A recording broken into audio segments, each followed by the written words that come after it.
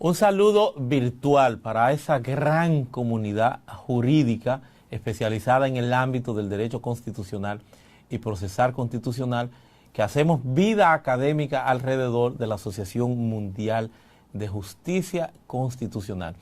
Yo soy Trajano Vidal Potentini, presidente para la República Dominicana del capítulo de la Asociación Mundial de Justicia Constitucional, y evidentemente que experto en el ámbito, en el área, con la coordinación de una maestría en Derecho Constitucional y Procesal Constitucional de la Universidad Autónoma de Santo Domingo, también en mi condición de docente de grado de esta que es la universidad más vieja del Nuevo Mundo, 1538, la antigua UAS, Universidad Autónoma de Santo Domingo. Pues también soy profesor investigador de la Universidad del País Vasco, España. Tengo estudios especializados de maestría en diversas áreas, pero fundamentalmente orientada al derecho público, como es derecho administrativo, derecho electoral, derecho constitucional, derecho y relaciones internacionales, y también politología. Es el área de derecho público que nosotros hemos venido manejando, trabajando y cultivando, a partir de lo que hemos también producido más de una docena de obras en el ámbito precisamente del derecho público, pero básicamente derecho constitucional. Además de esta labor de más de 30 años ya que tenemos como jurista, como abogado, pues también hemos venido desempeñándonos desde sociedad civil, presidiendo la Fundación Justicia y Transparencia, que tiene ya más de 16 años, de donde hemos hecho una labor importante, interesante, en una especie de litigio de alto impacto. Alto impacto porque hemos llevado al banquillo de los acusados, a partir de una audiencia temática, a la Barrick Gold, una de las mineras más importantes del mundo, y la principal en la República Dominicana, por la violación al derecho al medio ambiente. Asimismo, hemos protegido vía amparo lo que es Loma Miranda, uno de los pulmones ecológicos de mayor trascendencia, de mayor importancia en la República Dominicana. Así también hemos logrado, hemos enfrentado la venta, la satanización en la República Dominicana de un patrimonio que estaría siendo incluso ponderado, evaluado por la UNESCO para ser considerado como protegido como un patrimonio cultural de la humanidad. Nos referimos a las Cuevas de las Maravillas. De igual forma, pues también hemos enfrentado otras mineras como la Gold Quest, que quiere pues explotar, no sabemos en qué está eso, pero tenemos también ya el caso en el Tribunal Constitucional, explotar la zona de San Juan de la Maguana, que es una de las provincias más importantes del país, de la República Dominicana. Y hemos tenido pues una larga tradición de, reitero, ese litigio de alto impacto, con lo que fuera también lograr que una conquista que es producto de acuerdos de libre comercio, tratados internacionales sobre esa materia, como lo sería el Derek Acta y otros también, pues se tenga una dispensa, una exoneración de lo que tú compres por la vía de internet, por la vía de Amazon y otras plataformas, que sea su valor menor a los $200. Hay una exoneración para ello, y eso se trató de conculcar, de quitar en un momento, y nosotros pues también logramos que esto se observara, que esto se respetara, y ya hace poco pues recibimos una sentencia del Tribunal Constitucional refrendando ese planteamiento, esa ganancia que tuvimos en la primera fase de este amparo ante el Tribunal Superior Administrativo. Así también confrontamos en su momento, y yo creo que el tiempo y las discusiones pasadas, recientes, sobre el tema político nos dieron la razón en un amparo que radicáramos para que a la hora de reformar la Constitución, como se planteó en el 2015, que posteriormente se logró, y no observando los planteamientos que nosotros pues hicimos en esa oportunidad, el que no se modificara la Constitución para tocar derechos fundamentales como es la capacidad del derecho a elegir y ser elegible, sin que operara un referéndum aprobatorio en los términos del artículo 277 de nuestra Constitución. Y es en ese escenario, es en esa larga tradición que por 16 años hemos venido concretando a través de Fundación Justicia y Transparencia, que ante la inminencia, la realidad que supone pues la pandemia del coronavirus, que ha cambiado la vida no solamente de los dominicanos, sino de todo el mundo, situaciones excepcionales, situaciones especiales, que es la que estamos viviendo, son las que se están verificando, con una pandemia que ya alcanza más de 4.2 millones de infectados a nivel de todo el mundo y una presencia prácticamente en el planeta Tierra, abarcando 188 países, casi la totalidad de los países que conocemos a nivel de todo el mundo. Ya más de una cantidad de muertos también significativa, exorbitantes, que tenemos ya a nivel también de lo que es esta realidad del coronavirus, y en el caso concreto de República Dominicana unos 400 y tantos muertos, además también de 11.000 infectados, y esto como va en aumento. Lo cierto es que esto ha traído consigo lo que es una especie de discapacidad social generalizada de nuestros trabajadores, que se han visto impedidos, que han llegado a una especie de indignidad,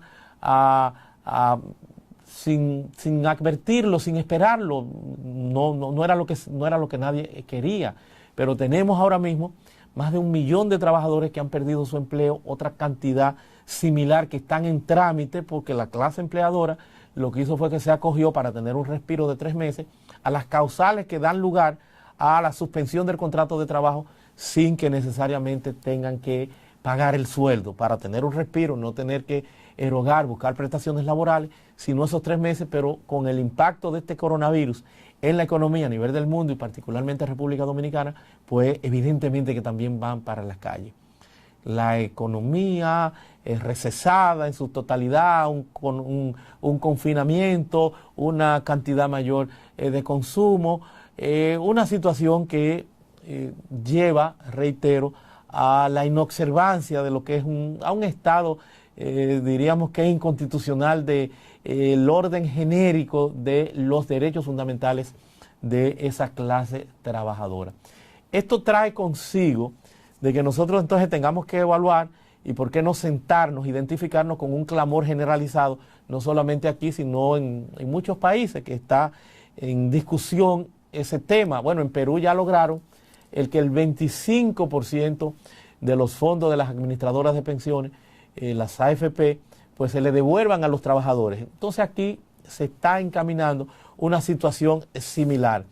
Hay este sistema, este esquema de la ley 87-01 desde el año 2001, donde las AFP han recogido en esa gran alcancía que, alimentándose del pueblo dominicano, supone ya el que tengan 600.000 millones de pesos, una cantidad superior ya a los 600.000, porque esto es una especie de bola de nieve. Pero no hemos dado cuenta en el desarrollo, en los tantos años que se tiene con el sistema, de que hay muy pocas pensiones y de que estamos en presencia de un esquema hasta cierto punto mafioso que en modo alguno llena las expectativas de los trabajadores, porque con esa cantidad de dinero no ha podido, señores, nadie lograr, a quien se le haya muerto un familiar, los herederos no han podido retirar los fondos. En muchos casos, hasta por la vía reglamentaria, han logrado, o no en muchos casos, en sentido general, han logrado ir prostituyendo algunos aspectos de la ley. Uno de ellos es que se considera, conforme el reglamento, y eso está en el Tribunal Constitucional en proceso de ser conocido. No sabemos por qué tiene ese expediente tantos años y no hay una línea jurisprudencial alrededor de este tema que debería ser urgente, de que el que se suicida no tienen los familiares derecho a esos ahorros, lo cual es un contrasentido, es una locura. ¿Qué tienen que ver los ahorros de una persona en la forma que esa persona muera para penalizar a los familiares con esta extensión de esa barbaridad? Es una de las incongruencias que se observa en todo esto.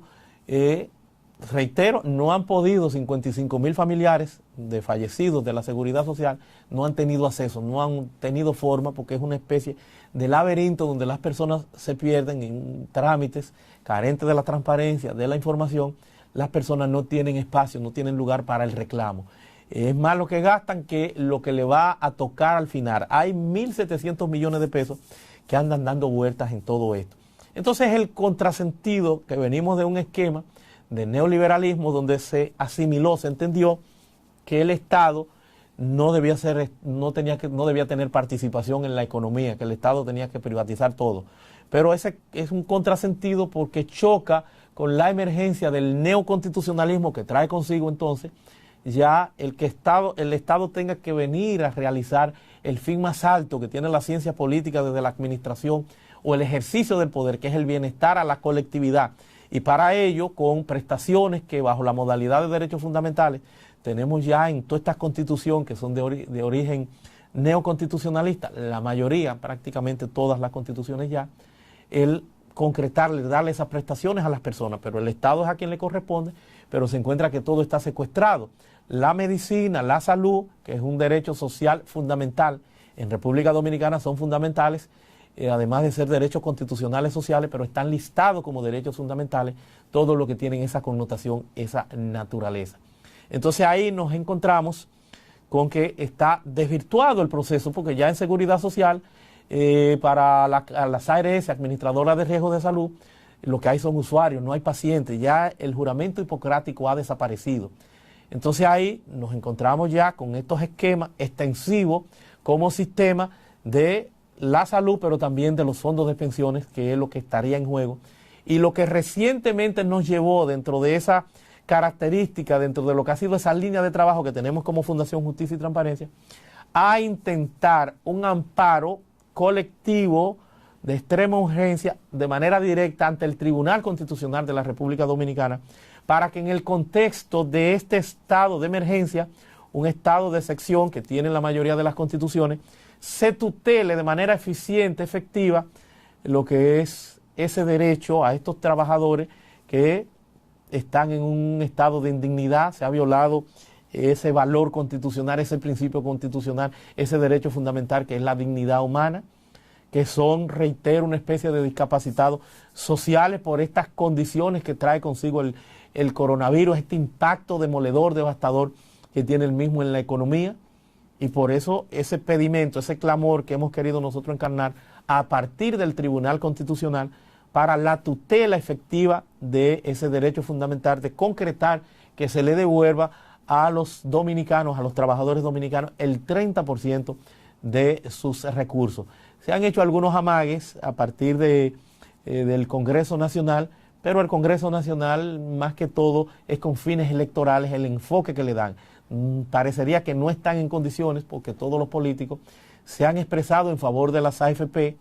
con esta situación, porque son sectores ya muy poderosos que tienen el esquema, que tienen el sistema secuestrado. Ante esta situación y bajo las condiciones que tenemos en la República Dominicana, de una justicia cesada casi en un 99%, con apenas una resolución del Poder Judicial que habilita al juez de atención permanente para que éste reciba vía correo electrónico los amparos y pueda gestionar algunos que estén en correspondencia con lo que es la afinidad, lo de naturaleza penal, pero nunca un tema como las AFP que tiene que ver, señores, con el Tribunal Superior Administrativo para el caso concreto de la República Dominicana, porque esto está cesado con unas vacaciones sin fecha de regreso en este estado de emergencia. Entonces hemos ido al Tribunal Constitucional y en un caso insólito, sin precedentes, el Tribunal Constitucional de la República Dominicana, que es el guardián de la Constitución, el máximo intérprete de la Constitución, el protector de los derechos fundamentales, el que se expresa con decisiones que tienen un carácter erga omnes, general, extensivo y de cumplimiento para todos los poderes públicos, fuimos a ese tribunal para que él mismo pues gestionara la tutela de estos derechos porque no tenemos a dónde ir. Olímpicamente, en un hecho sin precedentes, y creo que solamente es el único tribunal posiblemente del mundo que haya hecho esto, vimos como una empleada pues rechazara la instancia, dijo que no lo iba a recibir, que no reciben amparo colectivo, porque ciertamente, y es algo que en la instancia nosotros reconocemos, que esa no es la jurisdicción competente, porque la naturaleza dual, concretamente en la República Dominicana del amparo, pues trae consigo el que se inicie como una acción en los tribunales de primera instancia, que es lo que dicta la ley orgánica del Tribunal Constitucional en relación a la competencia de los amparos, y deviene en un recurso de revisión ante el Tribunal Constitucional. Sabemos eso y ha sido un criterio sostenido por el propio Tribunal Constitucional de que no es competente para amparo directo. No hay amparo directo, perfectamente. Pero en la misma sentencia 0089 del 2018 hace el planteamiento que de todas formas es el Tribunal Constitucional a quien le corresponde verificar la certidumbre o no de plantear esa incompetencia o incompetencia. O sea, que tiene que instruir ese proceso, no lo que hizo una secretaria de no recibir, de decir que no, por los intereses aparentemente de que se trata de un sector muy poderoso como son las AFP.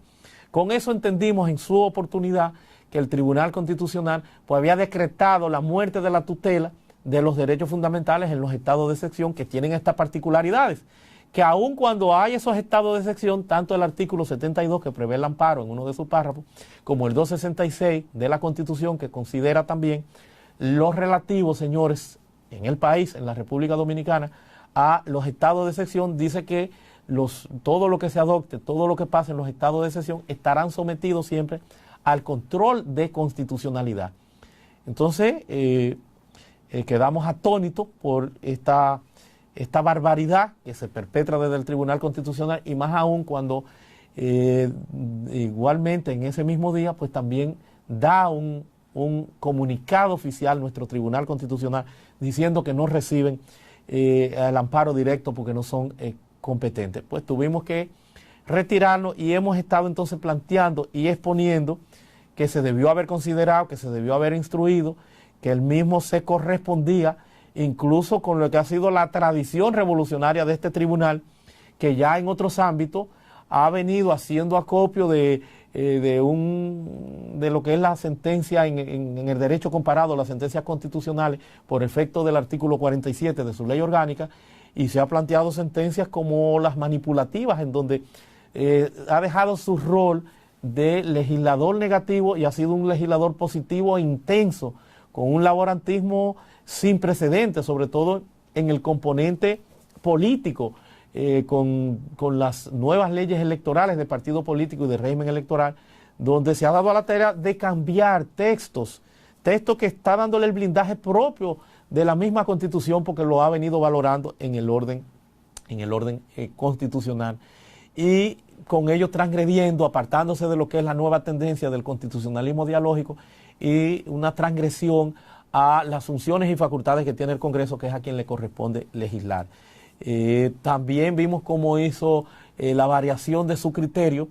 el criterio de darle la connotación de acción popular a la acción de inconstitucionalidad, aun cuando la Constitución Dominicana no es la previsión que trae en el artículo 185, numeral 1, cuando dice que solamente los que tienen un interés legítimo y jurídicamente protegido son los que pueden tener acceso a la acción de inconstitucionalidad, pero también de igual forma los senadores y diputados si un tercio de su matrícula así lo radica y el presidente de la República. Entonces te dice que era una acción que estaba limitada y que el sentido de la Constitución y de ese criterio de interés legítimo que se había limitado a lo que era el interés legítimo de los franceses, a quien era parte en un proceso, y que ya se había sentado ese criterio por la Suprema anterior en condiciones o en calidad de control concentrado de la constitucionalidad como justicia de sección. Y han generado estos cambios y también han venido trillando un camino de excelencia a nivel de lo que es la tutela de una serie de derechos fundamentales. Por eso entendíamos que debió haber dado ese paso adelante, no debió haber desaprovechado ese espacio histórico, ese amparo, para con él tratar por lo menos de bajarle, enmendarle la plana, de bajarle raya al Consejo del Poder Judicial, que es quien ha cerrado la justicia en un 99% y ha dejado apenas la limitación de que un juez de la instrucción sea el que pueda pues recibir vía correo electrónico estos amparos en aras del tema de los derechos fundamentales. Es lo que nosotros hemos venido planteando, es lo que nos ha invitado a una gran preocupación en la República Dominicana, el que podamos estar asistiendo pues a la muerte de la tutela de los derechos fundamentales. Por eso he considerado importante, trascendente de que el doctor Velandia, de que la Asociación Mundial de Justicia Constitucional no haya habilitado este espacio para que emerja una discusión, para que pongamos esto en debate, porque es de mucha preocupación. Y más aún cuando ahora que nos estamos estrenando en los términos que se ha planteado con los estados de excepción en República Dominicana, el de emergencia y la supresión de algunos derechos fundamentales. Hay que asimilar, hay que entender que estamos bajo la égida de un régimen excepcional, como se plantea en un estado de emergencia, y que necesita de esa inventiva y de las soluciones más variadas para precisamente en aras del constitucionalismo y dándole respuesta a grandes problemas que se avecinan. Máxime, República Dominicana, que no sería solamente la tutela de estos derechos fundamentales, sino el tema político. Pudiéramos asistir a un apagón constitucional si el 16 de agosto no tenemos, antes del 16 de agosto, elecciones. Hemos tenido que irla postergando para el 5 de julio, con la eventualidad de una segunda vuelta, con los,